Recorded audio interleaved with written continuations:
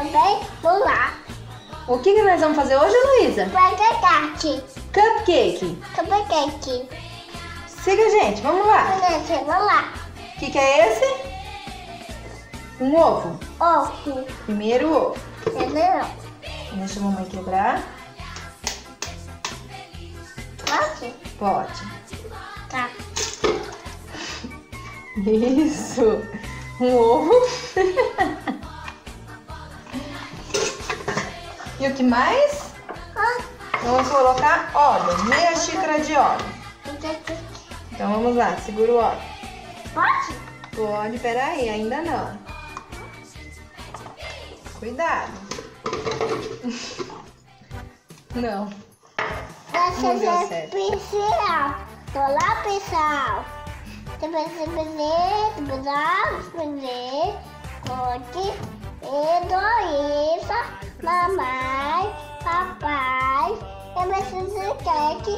Tô lá, pessoal, mas assim. Seu delegado, pai Francisco entrou na prisão. Quando ele vem se requebrando, parece um boneco se desmanchando. Quando ele vem se requebrando, parece um boneco se desmanchando. Pai Francisco entrou na roda, tocando seu violão. Vem de lá, seu delegado, pai Francisco entrou na prisão. Quando ele vem se requebrando, parece um boneco se desmanchando. Quando ele vem se requebrando, parece um boneco se desmanchando. Fui na Espanha buscar o meu chapéu, azul e branco da cor daquele céu. Olha palma, palma, palma, olha pé, pé, pé. Olha a roda moreninha, caranguejo, peixe é. Caranguejo não é peixe, caranguejo, peixe é. Caranguejo só é peixe na enchente da maré.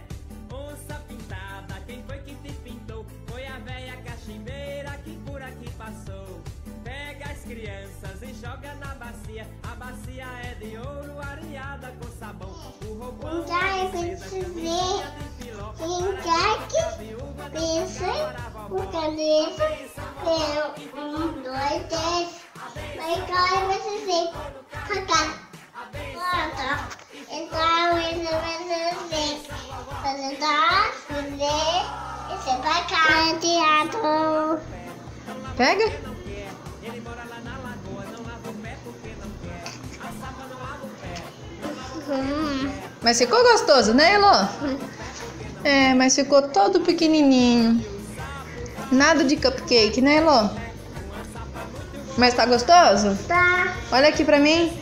Assim, também. É o dono da lagoa. O sapo não lava o pé, não lava porque não quer. Ele mora lá na lagoa, não lava o